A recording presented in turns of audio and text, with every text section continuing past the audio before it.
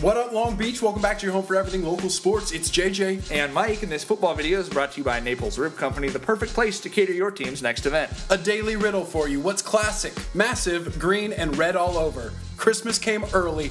It's modern day. It's Long Beach Poly at Veterans Memorial Stadium. As Raul Lara said before the 2012 CIF Southern Section title game, it's an old school matchup. We couldn't be more excited about this. The Poly Modern Day rivalry really is the creme de la creme in all of high school sports in Southern California as far as I'm concerned. Those late 90s CIF championships, 3 straight, 97, 98, 99, as well as the rubber match because they went 1-1-1 against each other in the 90s with Poly winning in 2012. Just the most excitement you'll ever see around high school sports. It's the ultimate of every kind of matchup. Public, private, rich, poor, Orange County, inner city Long Beach. It's everything that you want from sports, and it's always been a classic. We're hoping for another classic on Friday. You don't have to go far on social media to see how much this means to the guys who have played in it before. And honestly, nowadays, in professional sports to high school sports, teams aren't separated by much. A lot more people know, a lot more people, more friendships in the sporting environment, and that has watered down some rivalries. But any rivalry that has survived that calls on the classic games of the past to build the hype for the future. The schools do have these differences, but you have a family that actually has a player on each team. You have guys at Modern Day, coaches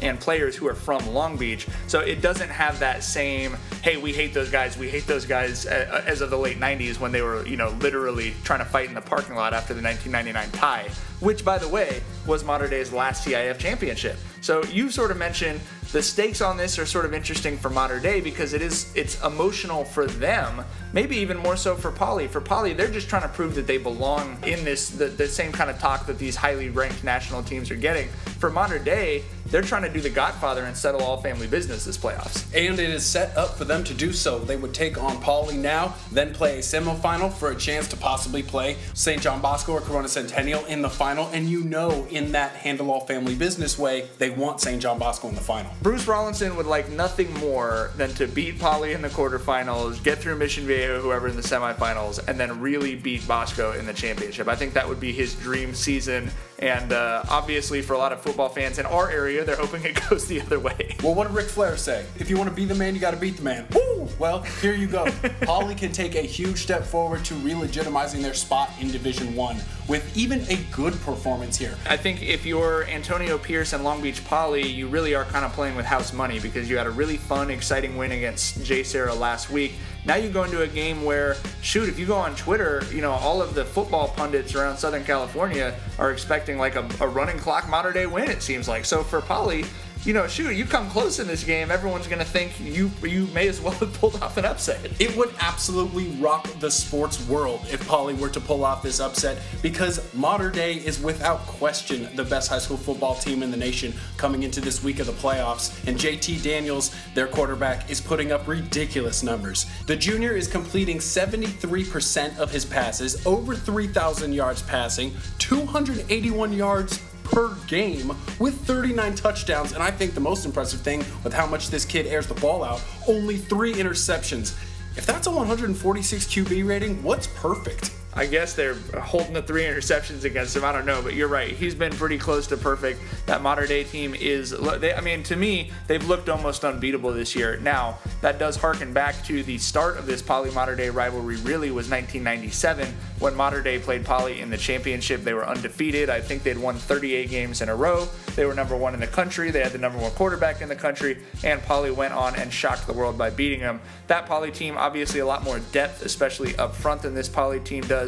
But you and I were talking about this. The Jackrabbits are certainly talented on the same level as the top teams in Southern California. So they do have that puncher's chance like we saw against JSerra. They can score 60 points in a game. That's it. That is something that they have the capacity to do. So they're not out of it before the game starts the way that a lot of other teams would be lining up against Modern Day. I don't think anybody with eyeballs can look at these two teams and say that Poly is the better football team than Modern Day. But I would not predict a blowout just as like I wouldn't predict an upset. Kind of like a McGregor-Mayweather situation. One of them is clearly better at the sport they're going to play on Friday night. But at any point, the other guy could shock the world. Because you look at the formula. You've got a quarterback in Matt Corral at Poly, who has almost 2,500 yards passing, 62% completions, 29 TDs, and 7 interceptions. So at any point, that kid can go off for 5 TDs. And then you've got the opportunistic defense that's going to swing for the fences, that's going to roll the dice. They've got 30 sacks, 16 interceptions. The way that JT Daniels plays the game, he could throw 4 interceptions at any point. And this is the type of defense that can punish a top-ranked team in the open flow of the game when things kind of get out of control. I'm not going to say that there's an upset, but like I said, I'm not going to call a blowout either. No, and weirdly, that seems to put us on the outliers in terms of predicting stuff that you think there won't be a running clock.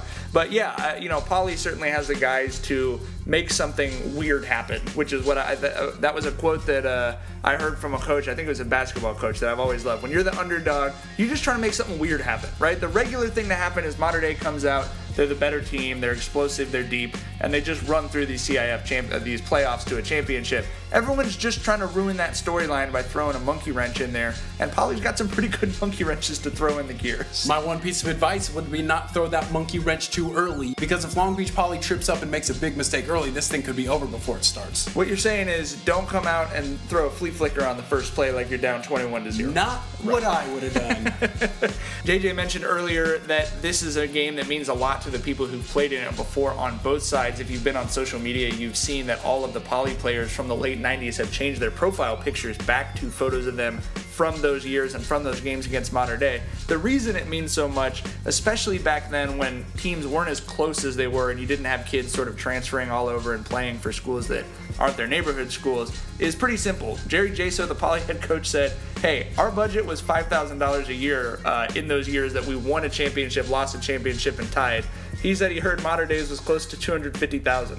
So in those years, Poly spent $15,000, Mater Dei spent $750,000, and they went 1-1-1. That is the excitement of high school sports boiled down into one stat. All of the build-up coverage, all of the video, all of the breakdown from that game at Veterans Memorial Stadium on Friday night, 7 p.m., always right here. Make sure you're following us on the night on Twitter. Thanks as always to all of our sponsors, including Papalucci. Is a great place to eat down on 2nd Street. You want those updates, you want that coverage, you're in the place that does it the best. Long Beach Press Telegram and GazetteSports.com.